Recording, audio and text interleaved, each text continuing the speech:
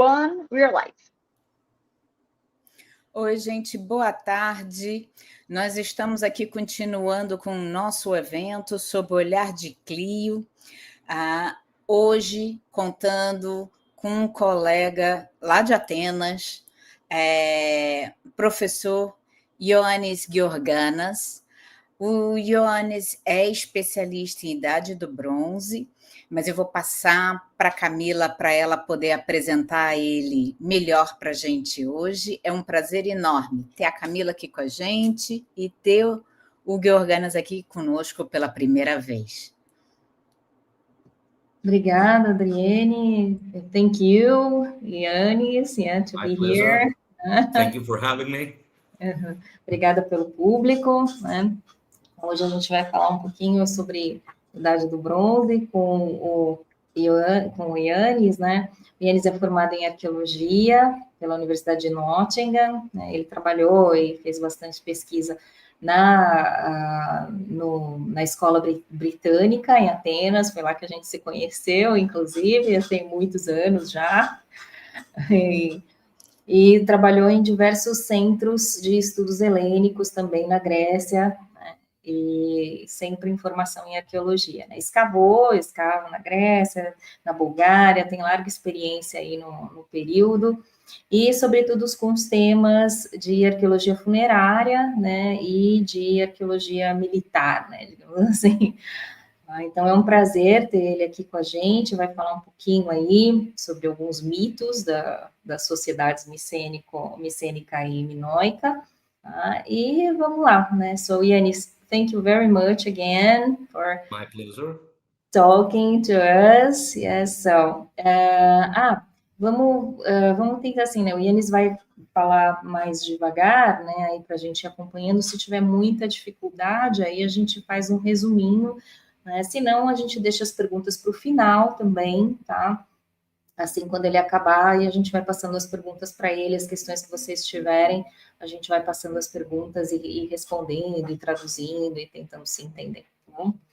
So, enjoy it, guys. Have a nice lecture, and welcome, Ioannis.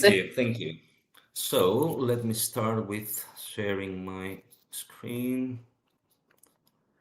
Okay, guys, hello, everybody.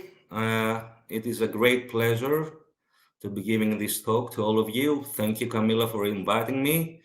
If I'm going too fast, say something to the moderator so they can say something to me, and, hopefully everything is going to be better.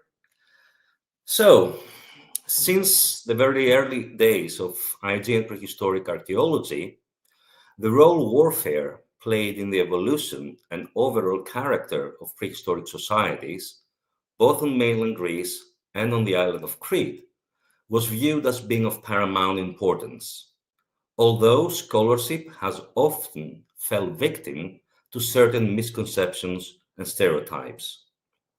In the case of the Mycenaeans, for instance, several scholars have overemphasized the warlike nature of the society from which the palatial civilization eventually evolved. As Oliver Dickinson has pointed out, that was most probably due to the belief that Mycenaean society was depicted in the Homeric epics, which, as we all know, tell the story of fierce warriors and the heroic exploits.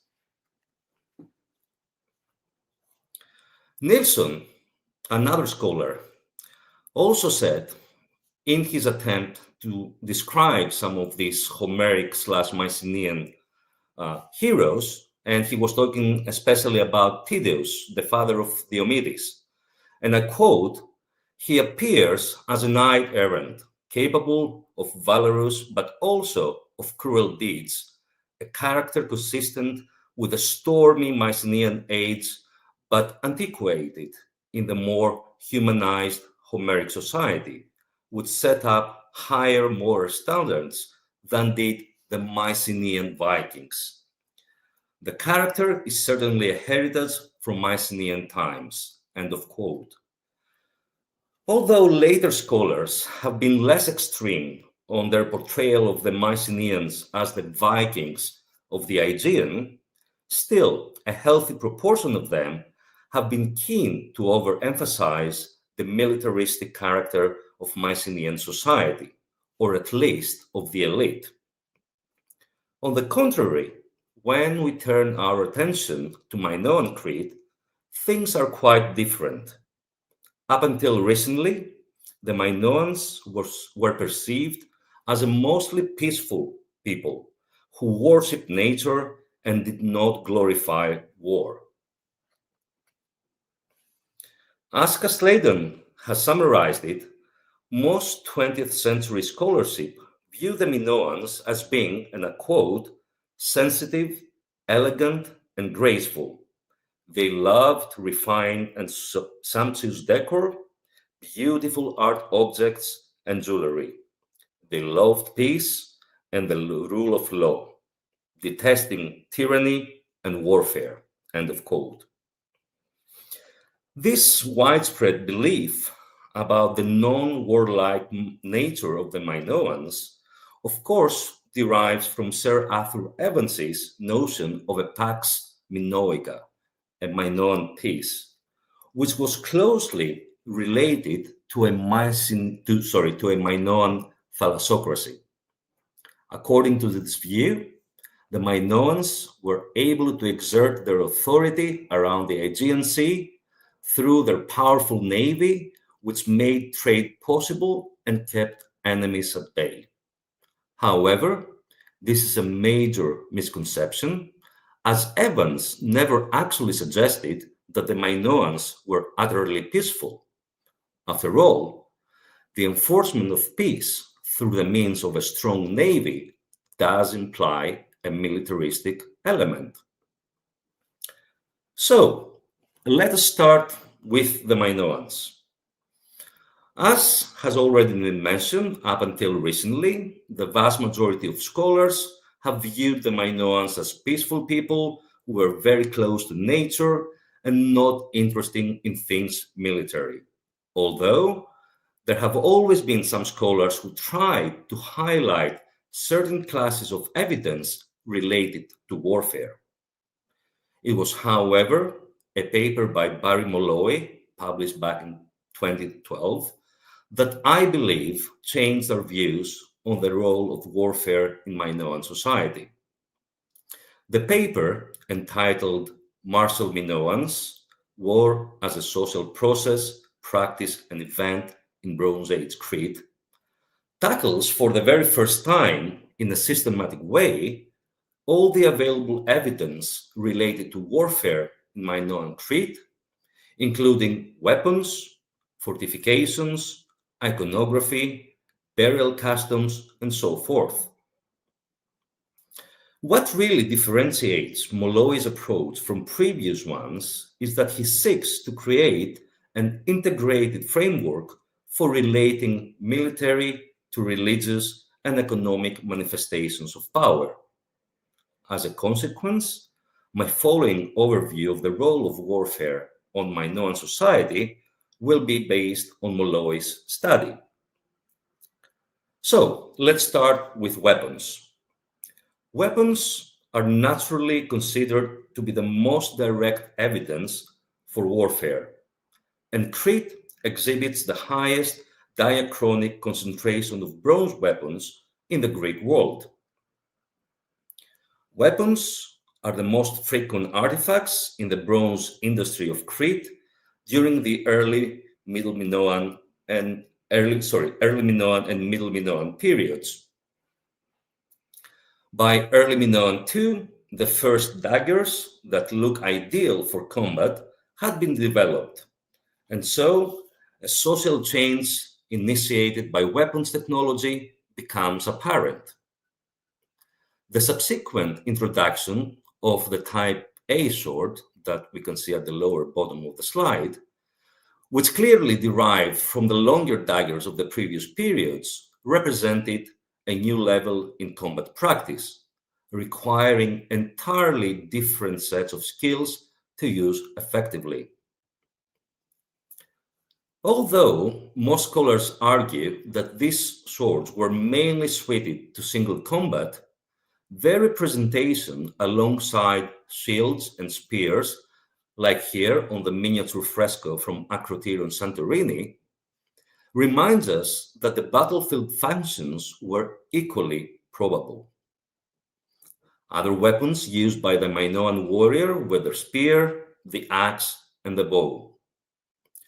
Aside this offensive equipment, the Cretan warrior was also equipped with defensive equipment, such as the boar task helmet, that again we can see here, and the large body shields, both rectangular and the so-called figure of eight.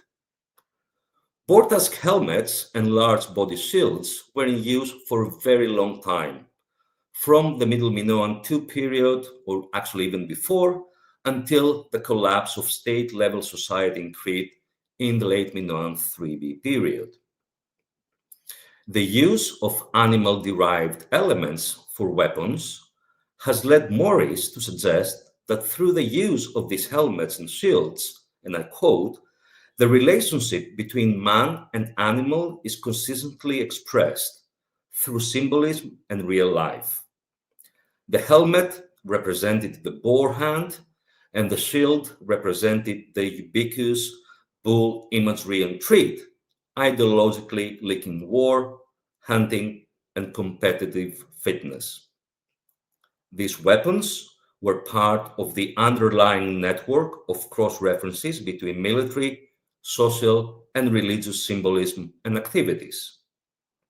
It is noteworthy that swords never took on the symbolic power in Crete, and that spears were typically used to demonstrate power when associated with the person in art. And I'm going to say a few more things about it later on. The dense and tough character of the boar tasks made them very durable items of armor, and the large shields made of wicker and rawhide were a key element in determining battlefield tactics for centuries. The importance of weapons is also exhibited by their direct connection to religious contexts. The martial imagery found within religious contexts may reflect... Yes. Sorry? I'm sorry. I'm really sorry to interrupt, but we cannot see your slides. What's happening? Yeah, it's stuck on the first page. Yeah, now, yeah, okay. Can Now you see it now?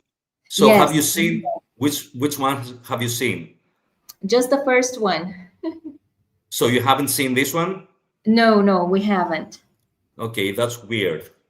Yeah, it was not, I don't know why, but we had some, we couldn't see. You were talking about them, but we couldn't see them. Can you just show them again, please? Okay, yeah. So we're going to start with this one that portrays the Mycenaean warriors as Homeric heroes. So basically, you see, I mean, I don't know if you can read some of the names. You have Agamemnon, you have Odysseus, and they're all portrayed like Mycenaean warriors. So that was what scholars, previous scholars, believed about the Homeric epics, that they were basically portraying a Mycenaean, background. Okay. Here we have again another image of these beautiful and peaceful Minoans, that they're so close to nature and they show great admiration to all beautiful things, but not warfare.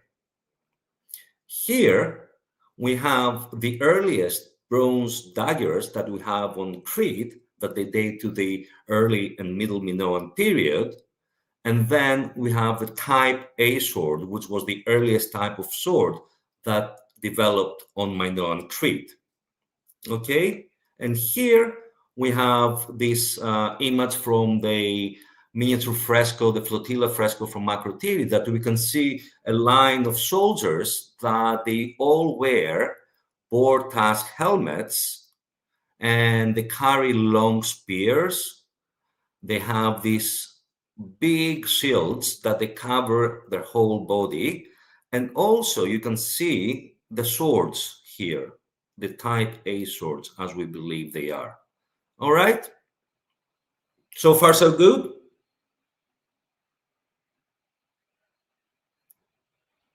Yeah?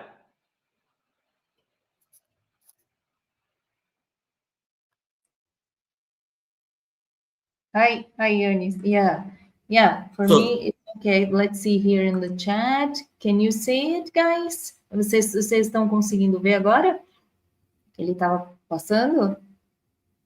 Okay, if we want to switch to the other presentation that you guys have, we can do that. Maybe, Mariana, Ana, I think maybe it would be better, huh? Yeah? Okay, If you don't mind, is it okay? Yeah. Okay.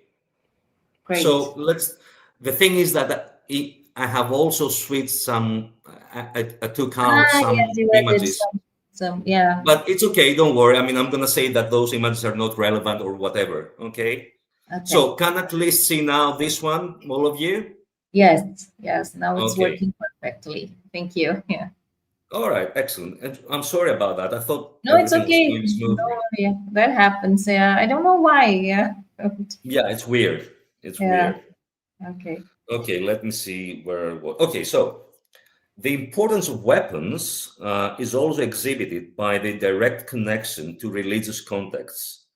The martial imagery found within religious contexts may reflect dedications to a deity or deities with martial attributes, but it may also reflect solicitation of divine intervention in relation to the martial activities of the worshippers themselves.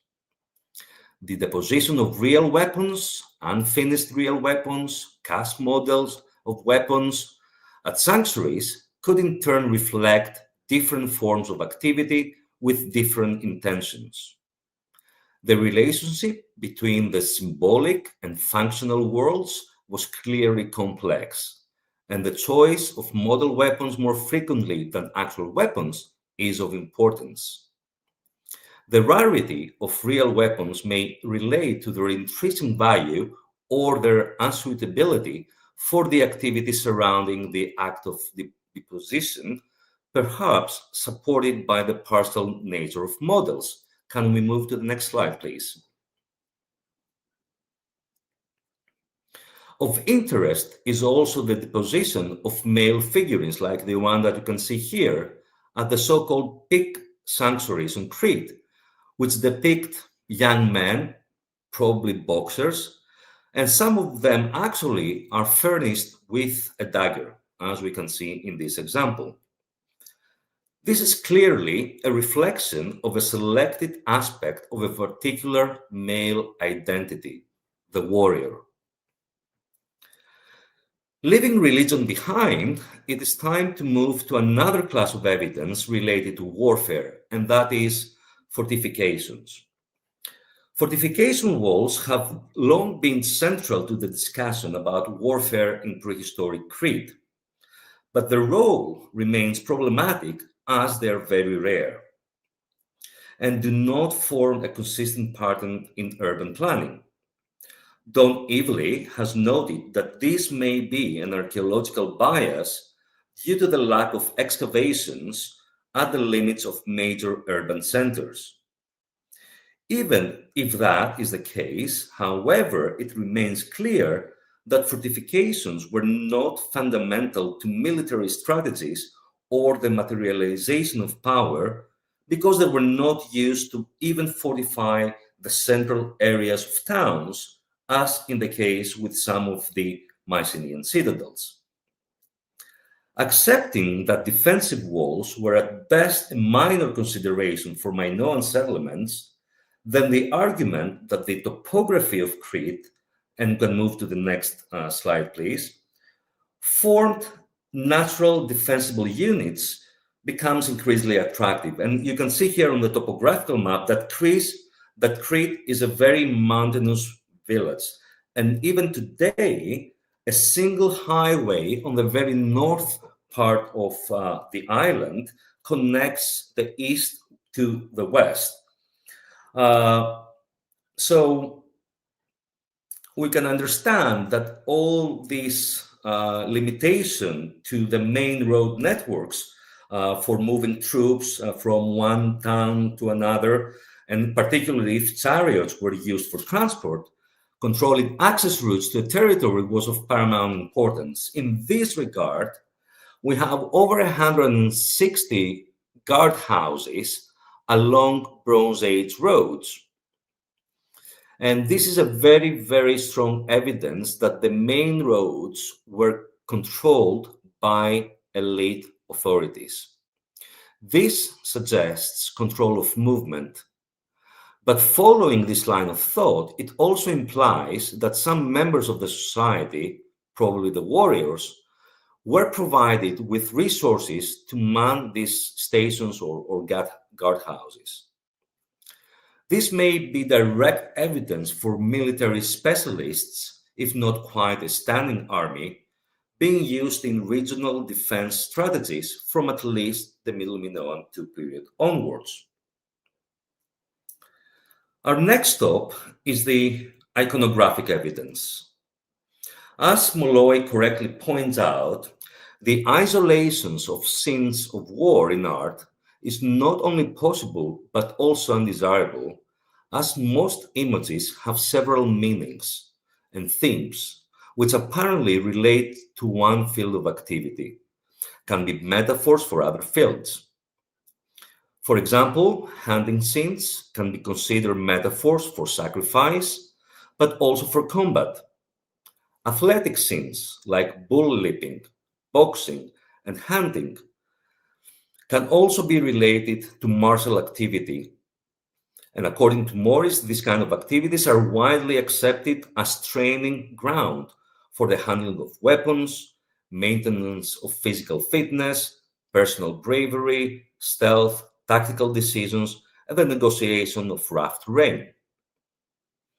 Looking for specific images of war may also presuppose the existence of a soldier rather than warrior identity, and consequently may predict a corporate expression of war as an explanation of state power and prowess. As Molloy points out, Minoan art usually highlights individual bravery, skill, and virtue across multiple fields of activity, rather than the corporate group achievements, discipline, and drilling of armies. Images relating to warfare and warriors can be found in seals, in stone vessels, in frescoes, and in figurines.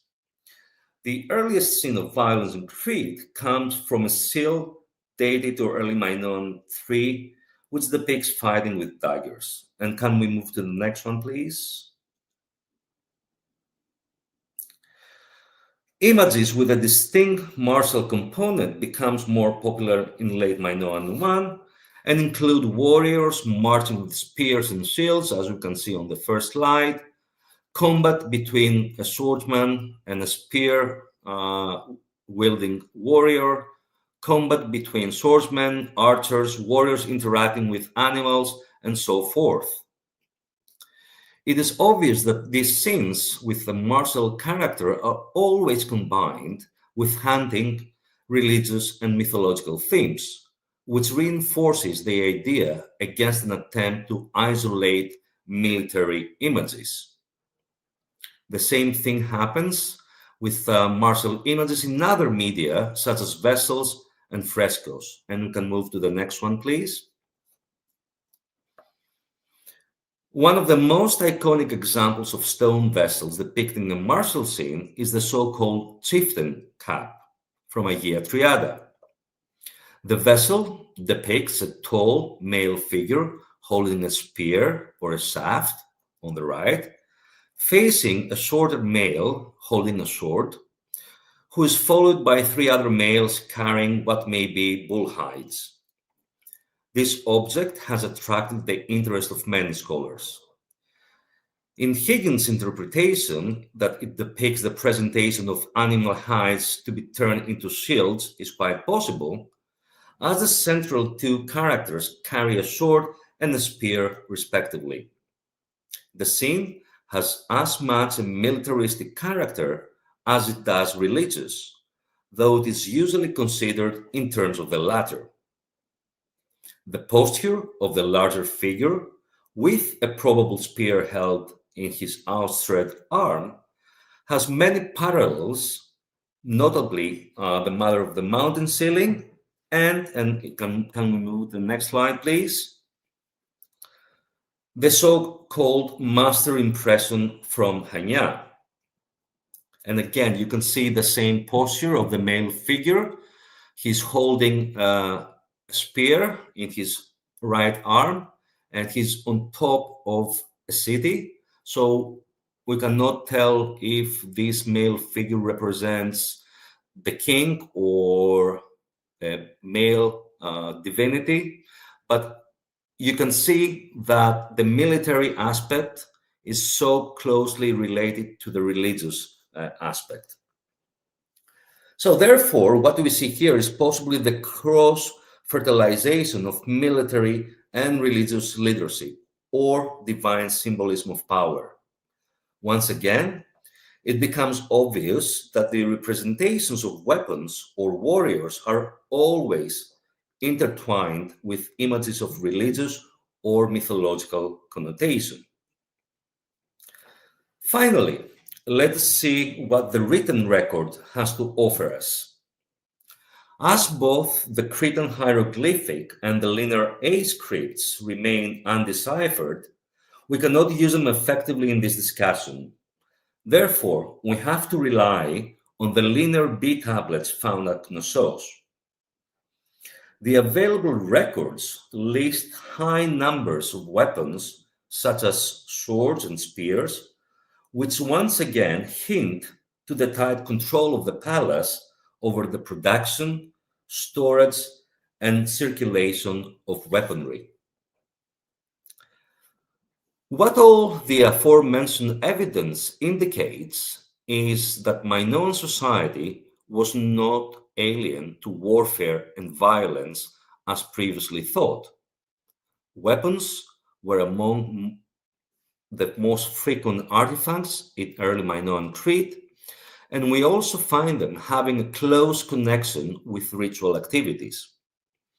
Martial imagery was present in almost every single artistic medium, although it was always entangled with other spheres of life, most notable religion.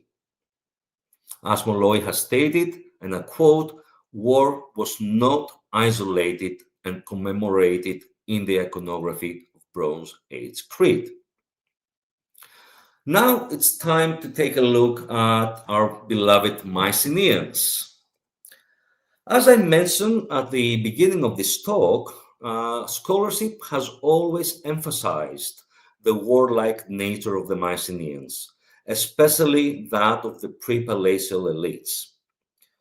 Suserat, for example, has argued that the Mycenaean palaces evolved from an overly warrior society, a society, and a quote, of the chariot-driving warrior band, bound together by communal drinking and libation rituals and linked by clientage to larger sections of the population, end of quote. She goes on by arguing that the continuation of some sort of warrior band ethos is suggested by the persistence of the central megaron. Next slide, please.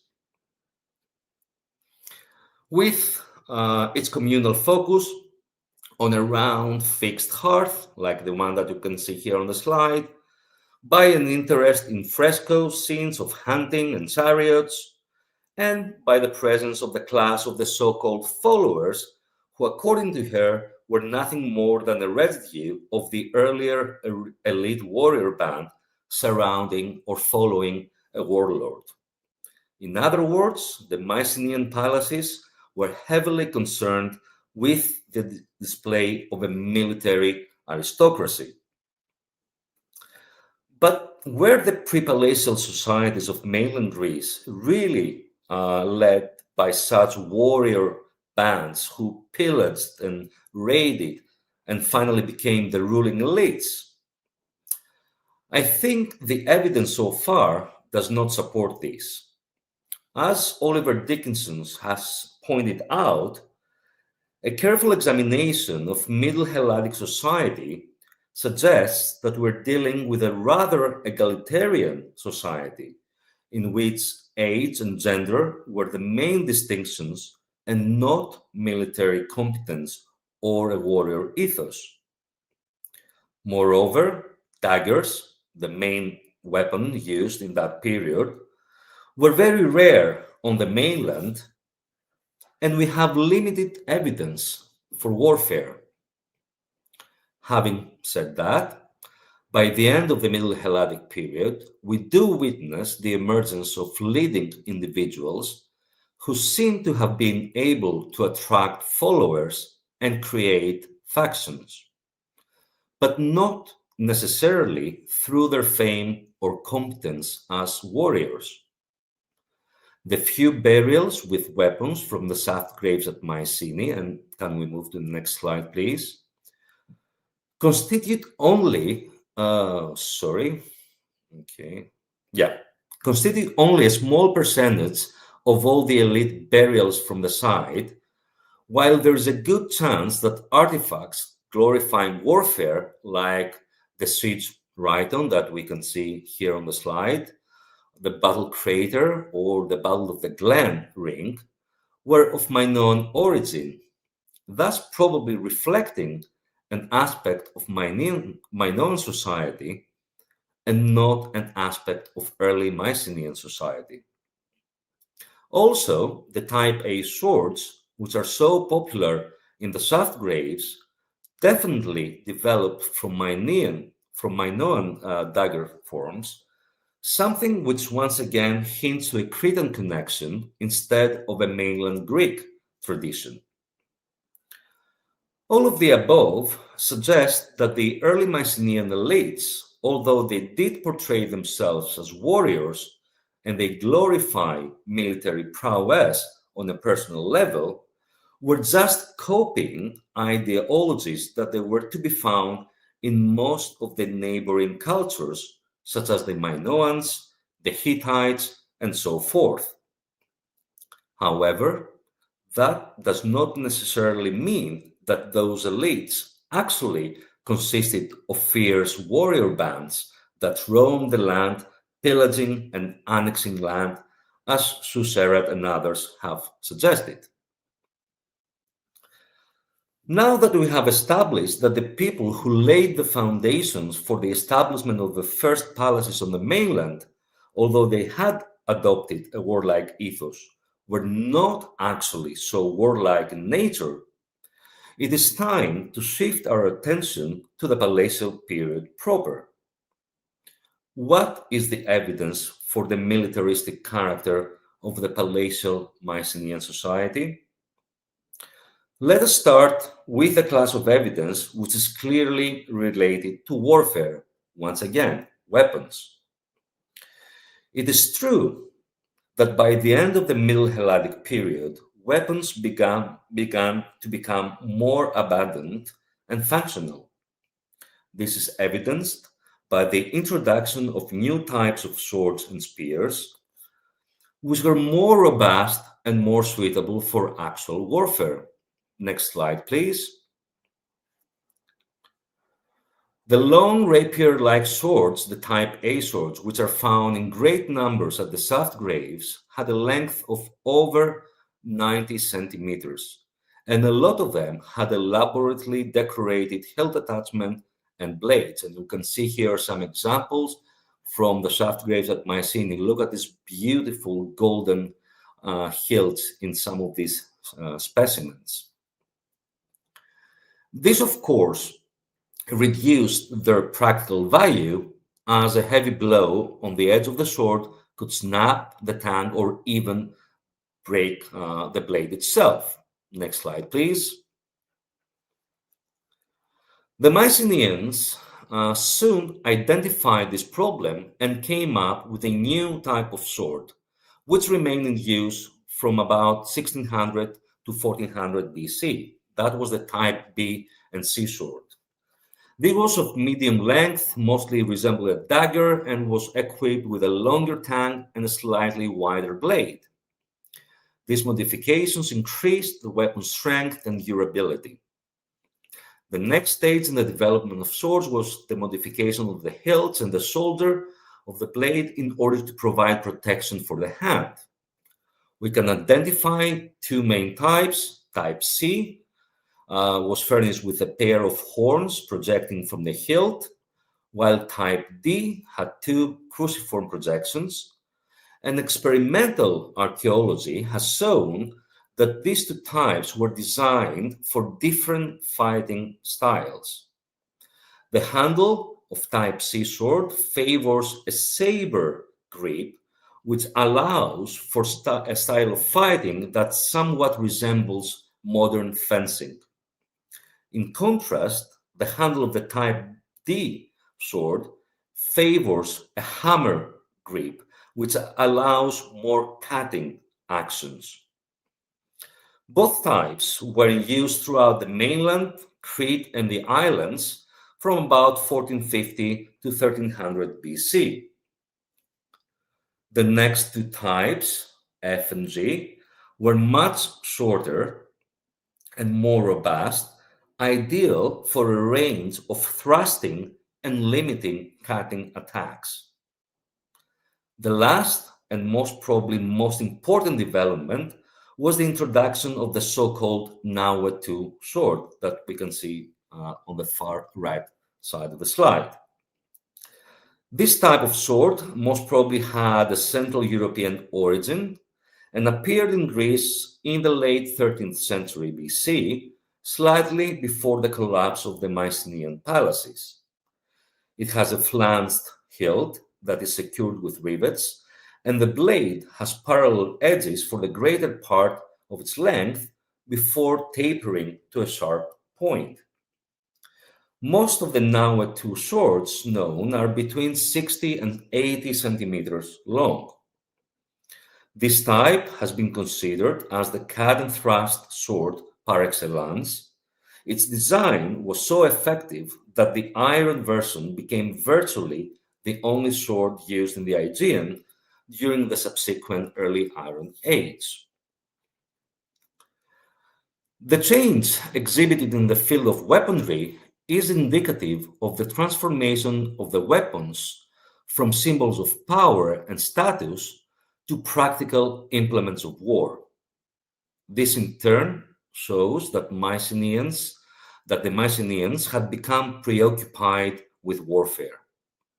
This is to be expected, as no major political entity can abstain from armament and arms policies. It is also difficult to conceive that the Mycenaean expansion observed in this period could not have been achieved and maintained without considerable military power. The Linear B tablets give us a glimpse not only of the tight control the palaces exerted over the production, storage, and distribution of weapons, but also of the obligation on behalf of the kingdom's subjects for military supplies and military service.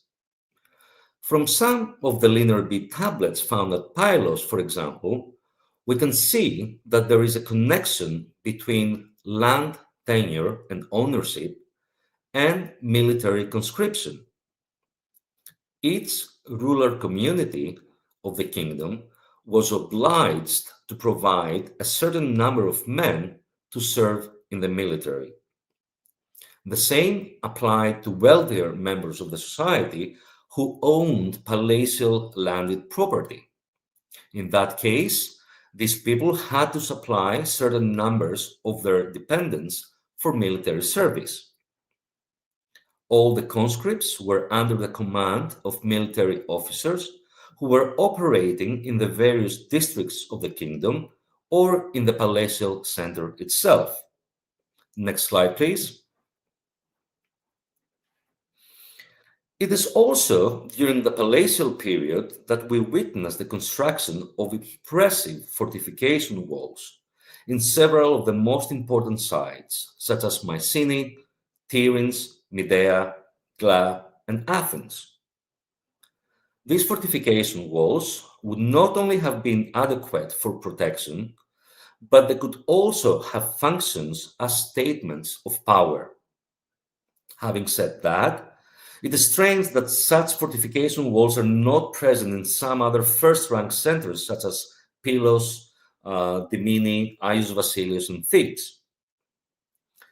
This has led some scholars to downplay the importance of these fortification walls, especially when compared with the evidence from central Anatolia and the area of Syro-Palestine, where all leading centers were furnished with mighty walls from the Middle Bronze Age onwards.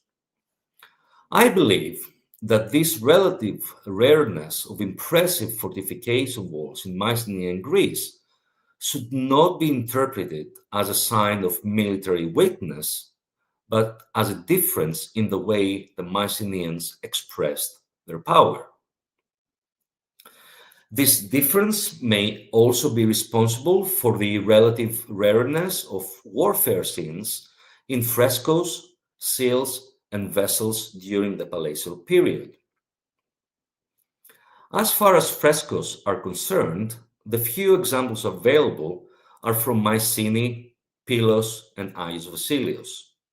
At Mycenae, the so-called Megaron frieze depicts the preparation for battle, with horses being attended, and fighting scenes, including at least 2 chariots and a soldier or a warrior falling above a building.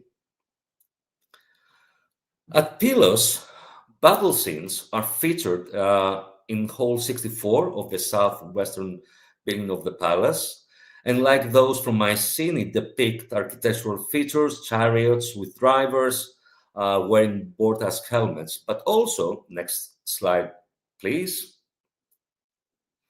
The vast majority of those Pylian frescoes depicting battle consist of duels between soldiers wearing boar-tusk helmets, skirts, and greaves, and carrying small short swords, and some kind of barbarians who wear only sheepskins. This rarity of in warfare-themed frescoes during the palatial period is paralleled by the disappearance of combat and hunting scenes in seals, and their almost total absence in pictorial pottery. Combat scenes are to reappear on pictorial pottery after the collapse of the Mycenaean palaces. Based on the above, it is obvious that although the Mycenaean palaces were extremely preoccupied with their military infrastructure, something which makes sense since these Mycenaean polities had to compete with forces within and outside the Aegean, for some reason they did not glorify war and military prowess in the extent of their rivals, mainly the Hittites. It seems that the power of the Wanax, the Mycenaean king, did not rest upon his personal military prowess or military glory, but more on his administrative and, more importantly, religious functions. This is in complete contrast to how the elites of both the pre-palatial and post-palatial periods portrayed themselves. The evidence from the post-palatial late Helladic 3C period, for instance, suggests that military prowess was once again prominent among the qualities of which the leading personalities of the period boasted. Several warfare, both land and naval scenes, are to be found on pottery, and many cemeteries all over the Greek mainland, Crete, and the islands contain graves rich in weapons, which are usually, although in many cases erroneously called warrior graves. So, to sum up, as would have been expected with any Bronze Age civilization, both the Minoan and the Mycenaean polities exhibited a militaristic aspect, which was, however, expressed differently in terms of time and space. Members of the elite would certainly have valued a warlike ethos and martial prowess, especially before and after the palatial period. But that militaristic aspect was not the only or even the primary one. It is true that warfare did play a major role in the life of these societies, but that was true for any civilization that flourished in that part of the world during the late Bronze Age. The rulers of Minoan Crete and Mycenaean Greece would have resorted to war when it was deemed necessary, and therefore they would have needed to be prepared by maintaining armed forces, by producing and storing arms and armor, by building fortification walls and guard stations, and so forth. What really differentiates these two cultures from their contemporaries in the Eastern Mediterranean is that neither the Minoans nor the Mycenaeans glorified war on a grand scale by overtly displaying militaristic imagery as a corporate celebration of state power or by building massive and monumental fortifications or even by recording their military victories for posterity. Thank you.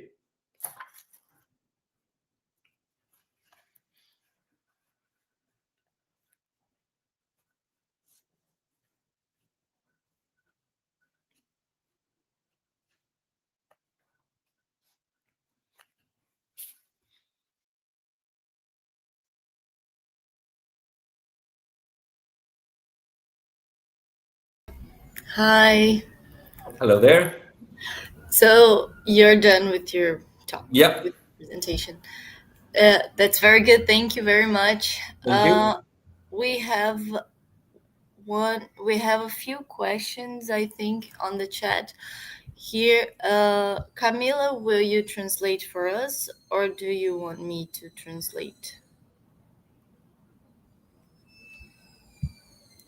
Let me see.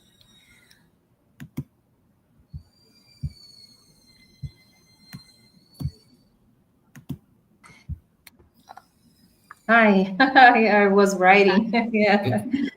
Thank you, Yanis. My pleasure. Thank you so much. Yeah. We have several questions in the chat. Camila, você quer traduzir para ele? Como é que você prefere fazer? Pode ser, tanto faz. Então tá bom. Querem que eu coloque na tela? Coloca na tela e aí a Camila lê. E pode Isso, eu não tô, ajudar, a gente ajuda na tradução da resposta. Essa primeira tá com metade nessa mensagem e metade na próxima. Eu termino. It's okay. Yeah, Yanni, so I don't know who it is, but the person is asking that he or she couldn't help notice that the fortifications, the frescoes, and the weaponry,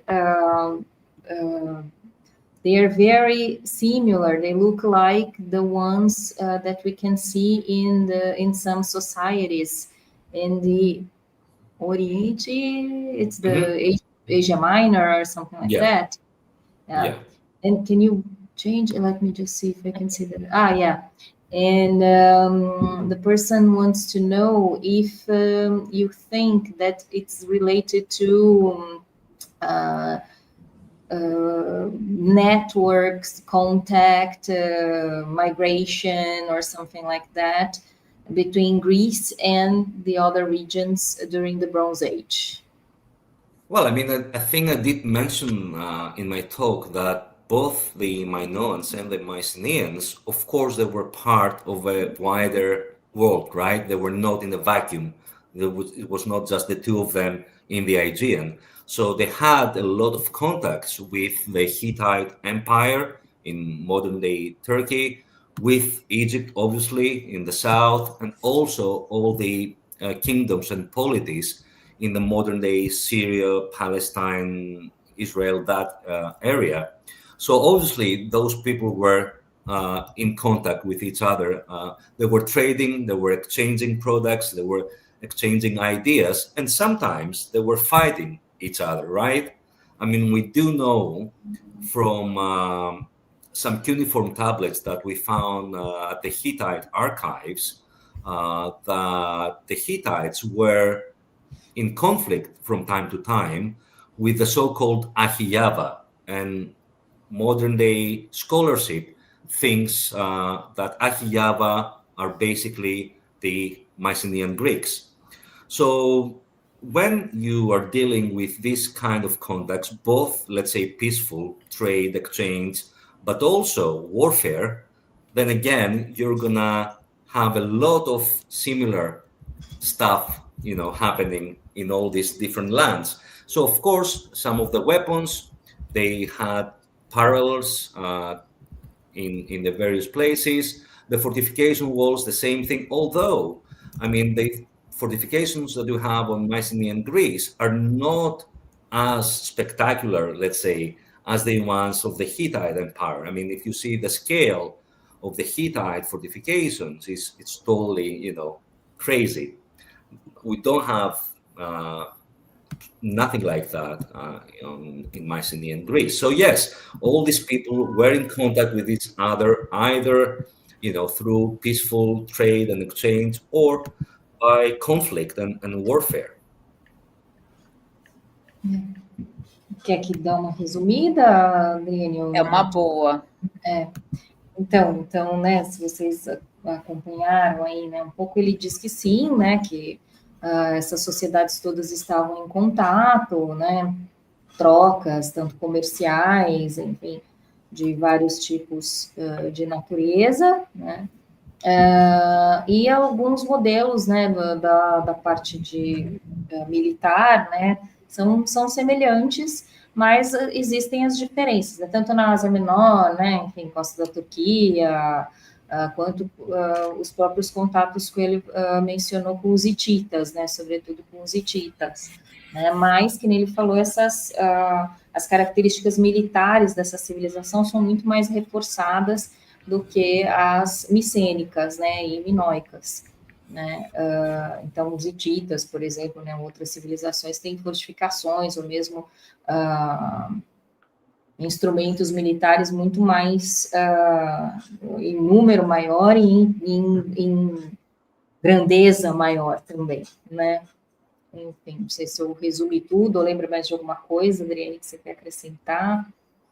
Ou a Ana? Não, tá jóia. Agora tem mais uma pergunta. Só vou terminar de mandar aqui no chat sobre link de presença. Vocês preferem que eu faça pergunta em português para o pessoal conseguir entender e depois em inglês? E aí depois em inglês para ele. Tá, a minha pergunta é sobre a minha pesquisa, né, que eu trabalho com o cemitério Zafer-Papora e tem diversos armamentos, né, nos enterramentos desse cemitério, e aí eu queria saber se ele sabia se tinham tirado fotos mais atuais dos armamentos desse cemitério em específico, porque as do relatório de escavação são muito antigas, então a qualidade está meio defasada. So my question is about my research. I'm studying the cemetery of Zafer-Papora. Yeah, Zafer-Papora. Yeah. And like there's a lot of graves that have armed swords, weapons, and things like weapons. And so I wanted to ask if you know, like, if they have any recent pictures of these weapons, because the ones from the report that Evans made are like super old and I can't see anything. I'm focusing on one sword that has lions and goats from Crete, and I'm trying to relate both Mycenaean and Minoan's elites, like on the circulations of symbols and this. So okay, I think the best thing is to ask Camilla to give you my email, so you can send me an email. I can send you an image. So it's gonna be straightforward. Okay, thank you. You're welcome. Thank you so much. Ana, tem mais perguntas lá do pessoal? Acho que não. Acho que só teve aquela mesma, e aí depois o Vitor Hugo mandou de novo a mesma com outra conta. Foi contas diferentes. Yannis, for people to follow up, do you have any useware analysis of those sorts so far? Yeah, in some cases we do. The thing is that most of the ones that we have in the soft graves, let's say, they don't have any kind of damage, combat damage. So they were obviously made just for show. You know, there were status symbols that they were presented to the deceased. It was a power symbol, a status symbol, and they didn't have any practical value. I mean, even this elaborate decoration with the gold and the enamel, you know, they were not practical at all. So, yeah, I mean, we do have cases of weapons that they do show damage. And again, now we're gonna go, might digress a little bit, but I have written a paper about the so-called warrior graves that we found all over the Aegean. And we do have a lot of them that they have a lot of weapons, but then again, the weapons themselves, no damage whatsoever, but also the skeletons of the people buried, they show no trauma connected to warfare. And actually some of them, they're also children. Which means that there were power, symbol, status, you know. And then again, we have a lot of graves that the skeletons exhibit a lot of trauma and wounds related to warfare, but there are no weapons. So obviously, these people were probably, you know, the rank and file, the normal soldiers, that they didn't have the right to bury themselves as warriors because they were not members of the elite. So not all burials with weapons equal warrior graves. That's the thing. This is a fascinating idea because it breaks all the models we have so far. Yes. It's an amazing article. So we have one more question. Deixa eu só traduzir, Ana, rapidinho para o pessoal. Beleza. Pessoal, eu perguntei para o Yannis se já tem análises de uso e desgaste das espadas. E ele disse que em alguns casos sim, tá? O que essa análise ajuda a gente a saber? Se essas espadas foram usadas e quanto elas foram usadas, tá? Então, há casos em que foi feita análise e elas não têm nenhum traço de uso, tá? Nenhum desgaste. Então, era um objeto de ostentação. Então, várias essas espadas, as altamente ornamentadas, né, com decoração esmaltada, com decoração em ouro, com grande riqueza de decoração, muitos detalhes, esses são objetos de status e de poder. Então, é uma forma de construção de legitimidade dessas elites e de um discurso de elite. É isso que ele está querendo chamar a atenção. Tem uma prática de guerra, mas tem um discurso de elite. O discurso da elite é da elite guerreira, mas boa parte dessa elite, dita guerreira, enterrada com armamentos, na verdade, nunca lutou. Então, o que se tem nos remanescentes humanos também não é nenhum traço de trauma de guerra, na maioria desses casos que ele está chamando a atenção dos indivíduos enterrados com espada, e até um caso que ele citou de uma criança enterrada com espada. Então, isso é parte de uma construção de uma narrativa dessas elites, de um discurso de poder dessas elites. E até há indivíduos enterrados sem nenhum armamento, e que esses sim têm traço de combate nos remanescentes.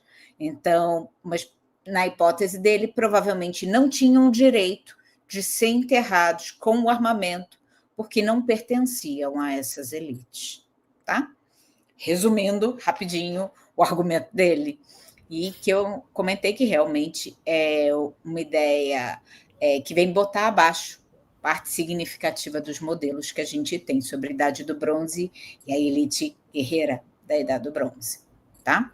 Agora, a Ana ia ler, acho que mais uma outra pergunta que entrou aqui. Yeah, one more question. Okay. I'm gonna put it on the chat, on the screen. Sorry, Camila, Camila. Vitor is asking if we can talk about a Mycenaean colonization, like we say Minoan colonization, if we can talk about it or not. Well, I don't think we have a Minoan colonization to start from, so you don't have a Mycenaean one. Obviously, a lot of areas outside of Crete and respectively of the Mycenaean heartland show all these similarities in the material culture, and we tend to always identify, let's say, material stuff with people.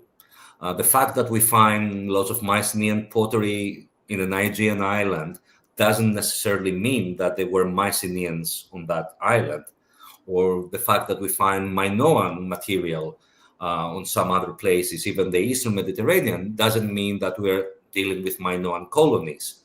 So we shouldn't think about material evidence as evidence for human presence as well.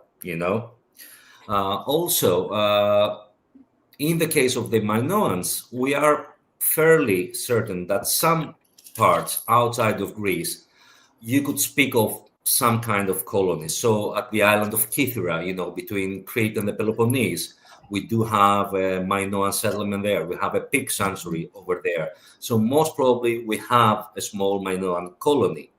The same thing could be at Rhodes, at the site of Trianda. But in the vast majority of cases, we don't have colonization taking place. It's just people coming in contact with each other, exchanging products, exchanging ideas, and that's it. Então,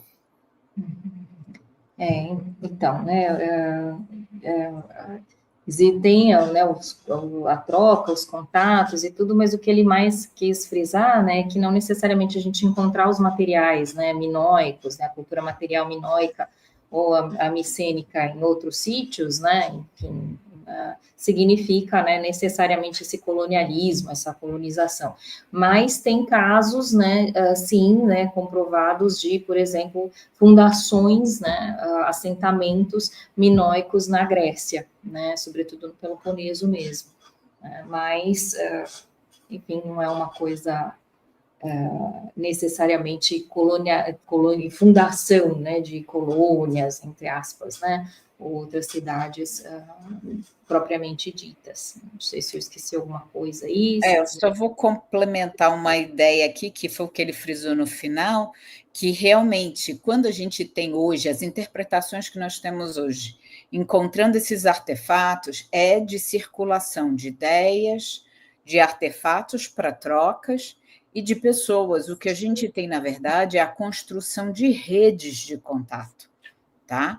E tanto a ideia de uma minoicização ou de uma micenização que se chegou a ter no passado, isso já foi desconstruído, né? E hoje a gente trabalha com os argumentos em torno da construção de redes multiplexas, né? Redes de grande complexidade que se formam nessa Idade do Bronze e em diferentes níveis de troca de informação, que é uma das coisas que ele enfatizou, e das trocas de produtos, tá? E é também nesse sentido que a gente fez aqui o projeto, a gente fez o dicionário conceitual no ano passado, né? Camila também fazia parte do time, a gente tem mais saindo aí, minha gente, está saindo no forno. Vamos lá. Alguém quer fazer mais alguma pergunta, gente? I do have a question, Yanis. I know that it's not exactly related to your talk, but how do you see then the collapse in the end and related to the warfare and all the weaponry that we can find in the tombs, for example? How can you see Okay. this change from the end of the Middle Bronze Age and the beginning of the Late Bronze Age to the end of the late Bronze Age? Well, I mean, the transition from the Middle Bronze Age to the Late Bronze Age, especially as far as the Mycenaeans, let's say, it's a little bit problematic, because suddenly out of this Middle Bronze Age egalitarian, very quite poor, let's say, society, you have the soft grave phenomenon, all this gold, all this, wealth. And, there are a few theories that they say, okay, maybe the Mycenaeans were just very lucky because they were in the right place and time, that they were controlling the trade routes between the Balkans and, the gold and the amber from the north, that the Minoans were so desperate to have access to. So the Mycenaeans, some kind of middleman, exploited that and became rich, which is, I don't think is the case, The other theory says that the Mycenaeans, were some kind of mercenaries, that they went, to Crete or even Egypt, and they helped there as mercenaries. So they made some wealth out of that. The truth is, I don't have a good theory about this dramatic, let's say, change in the way that people behaved and actually used the burial customs as a kind of statement, conspicuous consumption. You have all this gold and all this bronze that basically made redundant by burying them with the dead.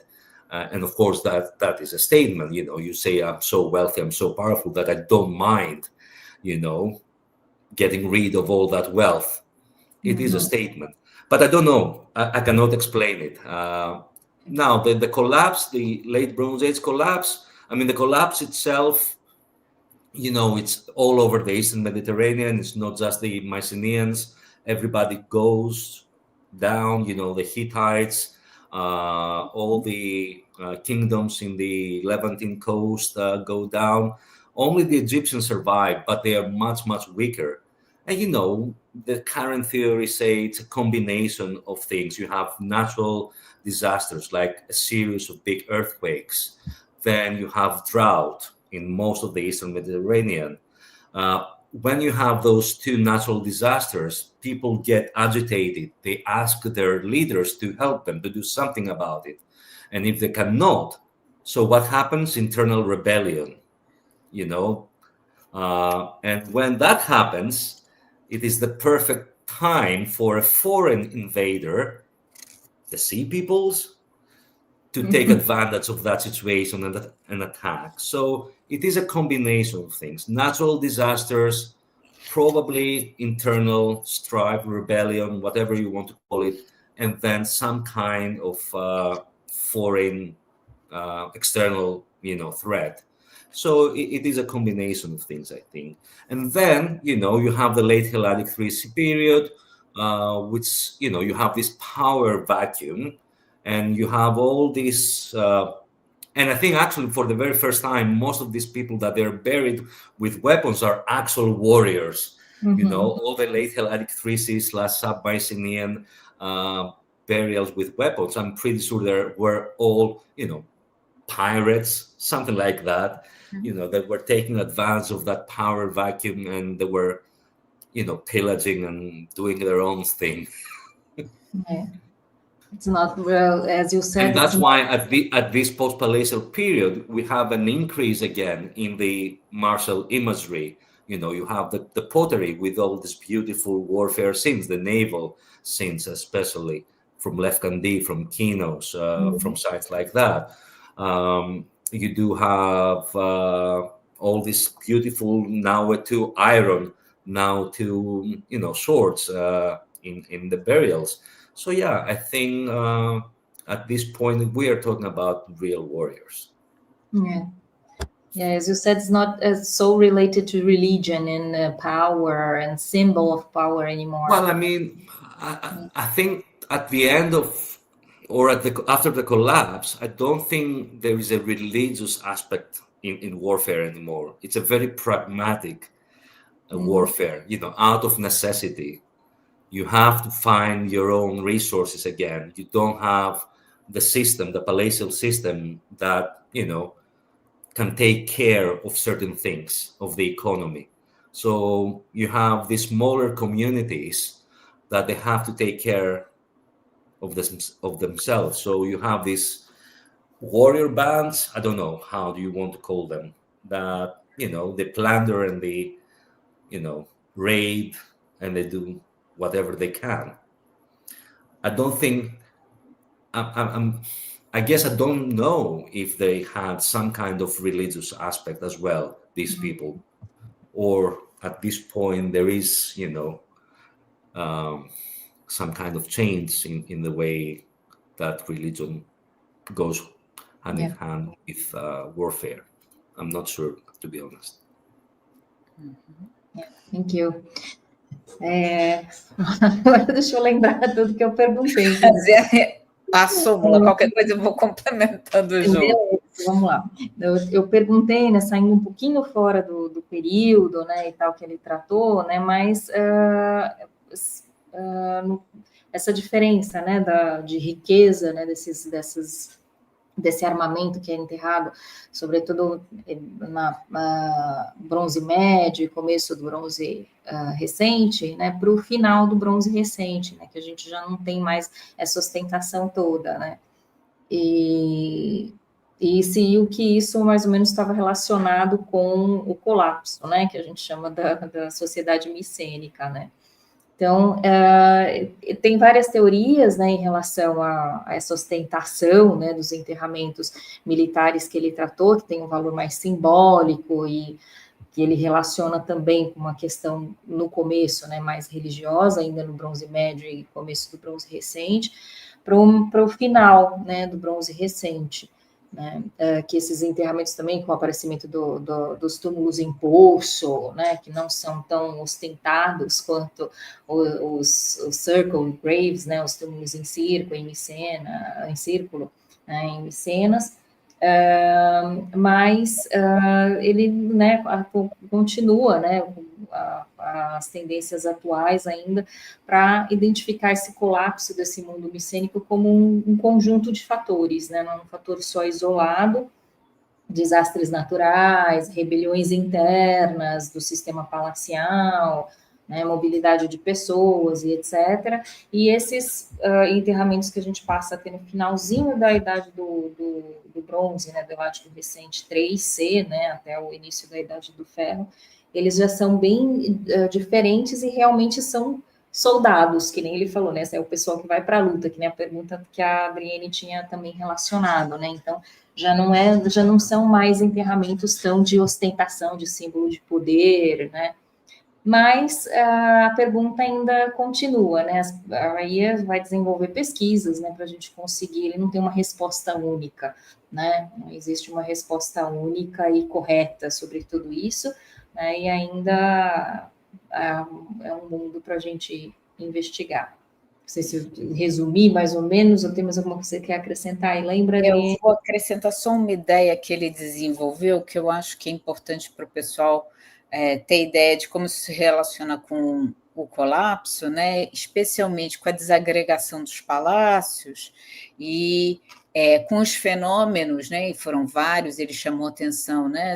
Há fenômenos naturais, como terremotos, seca, né? Que afetam todas essas sociedades da Idade do Bronze, no Mediterrâneo Oriental, são todas afetadas, até os hititas, a gente tem o fim do Império Hitita, mas ele também chamou a atenção, a gente tem agora um grupo que começa a emergir, são pequenos grupos com novas lideranças, esses sim são guerreiros, esses sim, onde os armamentos começam a aparecer nos enterramentos, são guerreiros, onde a análise dos remanescentes começa a poder mostrar isso, tá?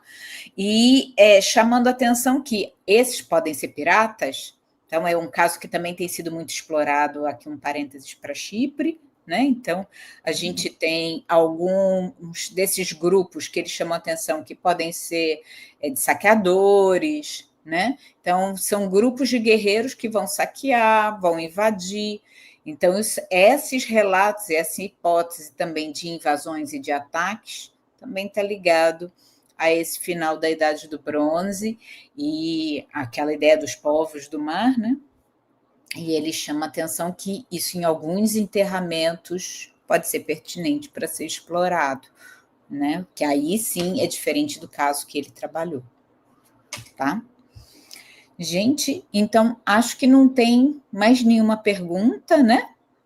Então a gente vai encerrar por aqui hoje. A gente agradece muito a presença do Yannis aqui com a gente, da Camila participando sempre com a gente, nas atividades aqui do NEREIDA, nas ideias que a gente acaba tendo aqui de propostas de trabalho, né? Que a gente possa trazer o Yannis de outras vezes também para falar para a gente, um prazer enorme. E lembrando vocês que a gente, semana que vem, tem a última palestra desse nosso ciclo, que é com a professora Carmen Soares, lá da Universidade de Coimbra, tá? Então, a gente espera vocês também na próxima semana.